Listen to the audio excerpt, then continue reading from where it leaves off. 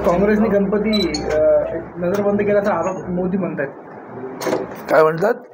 गणपतीला नरेंद्र मोदींनी जेलमध्ये नरेंद्र मोदी म्हणताय की गणपतीला जेलमध्ये काँग्रेसने टाकलंय असं म्हणताय. मूर्खाच्या नंदन मला जग राहिलंय असं समजू नये त्यांनी. तुम्हाला गणपती बरोबर सर्वोच्च न्यायालयाच्या न्यायाधीशांचा गणपती आठवतो का? कळलं का?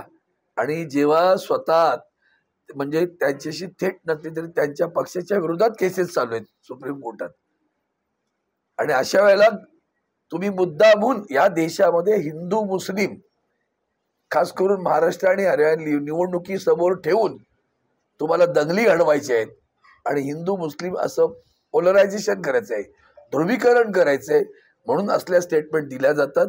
माझं हिंदू बांधवांना विनंती आहे, गेल्या 11-12 वर्षात ते आहे, त्याच्या अगोदर ते गुजरातमध्ये मुख्यमंत्री होते, कुठल्या गणपतीला कुणाच्या घरी गेले होते जरा दाखवून द्या बरं, आणि कुणाच्या आरती करत होते. आरती करण्याबद्दल गणपतीला जाण्याबद्दल नाही, कुणाच्या घरी जात आहे आणि कोणत्या वेळेला जात आहेत ती वेळ लक्षात घ्या. हे कळलं पाहिजे राजकारण आपल्याला. राजकारण रसातळाला नेण्याचं काम कोणी केलं असेल या देशामध्ये तर भारतीय जनता पार्टीने केलेलं आहे. तुम्हाला सगळ्यांना नाही वाटत का हो खरेदी विक्री सुरू आहे? खरेदी विक्री महासंघ म्हणजे भाजपा.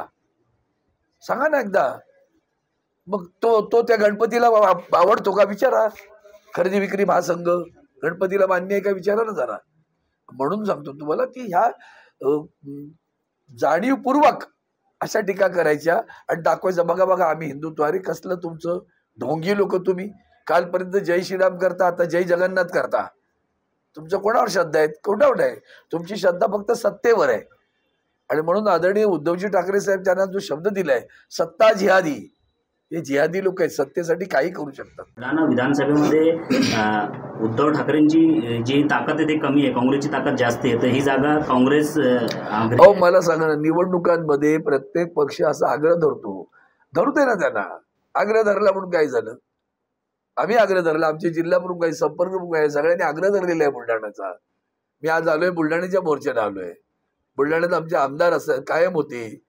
एखादा गद्दार निघाला म्हणून बुलढाणा सोडलं की काय? आम्ही बुलढाणा आमचा आहे, शिवसेनेचा आहे. शिवसेना उद्धव बाळासाहेब ठाकरे या पक्षाचा बुलढाणा आहे, एवढं लक्षात ठेवा.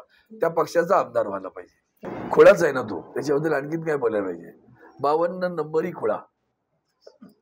52 सर धीरज लिंगाडे हे आमदार आहे काँग्रेसचे, त्याला म्हणा स्वतःच्या मुलाचं बघ. काय लपालपी छप्पाछपी चालली आहे ना ती सांग पाहिजे. कळलं का? तिची लपाछपी सुरू आहे. सीसीटीव्ही कसे गायब झाली ते बघा बरं. उद्धव साहेब ठाकरेंबद्दल नका बोलू, मुलाबद्दल बोला पहिलं म्हणावं. त्यांच्या आपसातील प्रेमाच्या बद्दल मला कशाला सांगता? त्यांचं मगाशी मी बोललो, कोणाला तरी शेजारी बसल्यावर ओकारी येते, कोणतरी गरळ ओकतो, कोणतरी आणखीन शिवराळ भाषा बोलतो. त्यामुळे ते सगळं चाललंय, चांगला आनंद येतो. असू देऊ. ज्या दिवशी माननीय राहुल गांधीजी बोलतील तेव्हा ऐकूया आपण, सोनिया गांधीजी बोलतील तेव्हा ऐकूया. मुख्यमंत्री चेहरा मी काय बोललो? पुन्हा ते पुढचा प्रश्न बोलू राहतच नाही ना शिल्लक. पुढचा प्रश्न कसा शिल्लक राहतो? सोडून द्या ना. कसली आघाडी होते बघा ना. होईल का आधी ते बघा. आधी काय नको तिकडे वेळ घालवतो आपण. केंद्रीय राज्यमंत्री प्रतापराव जाधवांनी एका भाषणामध्ये असं सांगितलं की त्यांनी 3 पिढ्यापासून वीज बिल भरलेच नाही म्हणून. बघा या महाराष्ट्राला आदर्श. काल मोर्चात होते ना त्यांना विचारा का हो ते वीज बिल भरत नाही, तुम्ही का भरता? त्यांच्या मोर्चातल्या लोकांना विचारा तुम्ही बिल का भरता? जा त्याच्या घरी, सगळ्यांनी बिल त्याच्या घरी पाठवून द्या. सांगा आता आमची बिल पण तुम्हीच भरा, नाही तर भरू देऊ नका. हे चरित्र आणि चारित्र्य आहे त्या पक्षाचं. कळलं ना? त्यामुळे न बोललेलं बरं आहे. बच्चू आहे भैया. रोज बदल जाता है. आतापर्यंत त्यांनी किती वेळा राजीनामा देण्याच्या गोष्टी केल्या तेवढ्या बघा. त्यामुळे काय मूळ नसतं, शेंडा नसतो असली माणसं घेऊन तुम्ही कसले प्रहार करत बसता. मी महाविकास आघाडी दौरा महाराष्ट्रभर. मला विद्यमान माझ्याकडे पश्चिम विदर्भाची जबाबदारी तर आहेच, पण आदरणीय उद्धवजी जिथं जिथं सांगतील तिथं तिथं जाणार आणि भगवा भडकवण्यासाठी आणि महाविकास आघाडीचा विजय करण्यासाठी प्रयत्न करणार, कष्ट करणार. विदर्भाच्या माध्यमातून आतापर्यंत कुठलाही निर्णय घेण्यात आला नाही जागेचा. महाविकास आघाडीच्या मार्फत विदर्भातल्या अद्यापर्यंत कुठल्याही जागेच्या वाटपाचा निर्णय नाही. आम्ही सगळ्याच जागा मागू ना. सगळेजण सगळ्या जागा मागतील. त्यामुळे प्रत्येकाने मला वाटतं आदरणीय संजय राऊतजींनी छान उत्तर दिलं, जिंकेल त्याची जागा. त्यामुळे उगाच आपलं सगळीकडे बोट टाका आणि करा, अपशकून करा असली कामं नाही करत आम्ही. शिवसेना किती जागा मागणार? माझा तो प्रश्न नाही, तो माझ्या पक्षाच्या प्रमुखांचा पक्ष आहे. पक्षप्रमुख यामध्ये लक्ष घालतात. आम्ही महाविकास आघाडी म्हणून जी जी जागा ज्याच्या ज्याच्या पदरात येईल तिकडे सगळे एकत्र पडून एकसंघ होऊन काम करून जिंकून आणणार. जी मानसिक स्थिती ते ढासळली असल्याचे दिसून येते. नाही, मला त्या विषयात पडायचंच नाही ना, पुढचं कशाला घेता, मला त्या विषयातच पडायचं. त्यांनी त्यांचं बघून घ्यावं. मांडीला मांडी लावून बसल्यावर काही ना वकार येते, काही ना शिव्या द्याव्याचे वाटतात, बघून घ्यावं त्यांनी. अर्बन नक्षलवादी चालवते आपलं काय? हास्यास्पद आहे. तुम्ही आता जम्मू काश्मीरच्या निवडणुका आहेत हो, लाज वाटली पाहिजे, जनाची नाही मनाची तरी. आदरणीय पंतप्रधान तिथं जात आहेत आणि जवान शहीद होतोय रोज, त्याची लाज वाटते का? नाही. त्याच्यावर उलट आमचे गृहमंत्री नवीन घोषणा करतात, काय की ईदला आम्ही 2 सिलेंडर मोफत देऊ. मग जम्मू काश्मीरमध्ये का? संबंध देशातील मुस्लिमांना द्या. ईद काय फक्त जम्मू काश्मीरमध्ये होणार आहे? द्यायची होती तर अख्ख्या देशातील मुस्लिमांना सिलेंडर द्यायचे होते मोफत.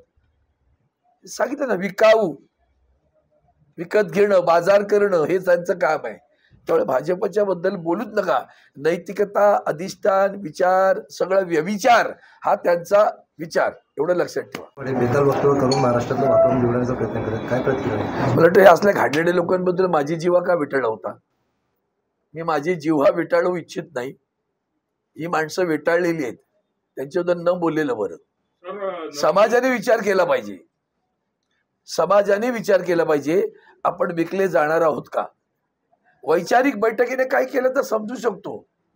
ज्याला वैचारिक बैठकच नाही, जे सरड्यासारखे रंग बदलणारी माणसं तत्वाच्या गोष्टी करतात आणि तुम्ही त्यांच्या मागे विचारता, प्रश्न विचारता, तुम्हाला पण वाटलं पाहिजे की कोणासाठी प्रश्न विचारला पाहिजे.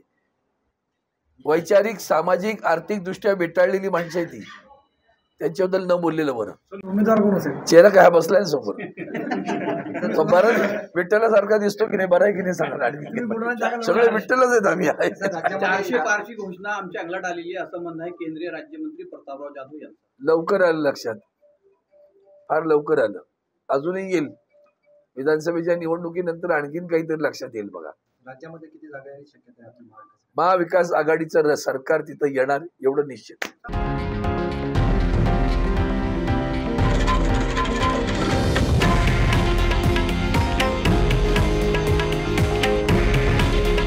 हे आहे देशातील नंबर 1 न्यूज नेटवर्क आणि आपण पाहत आहात TV9 मराठी.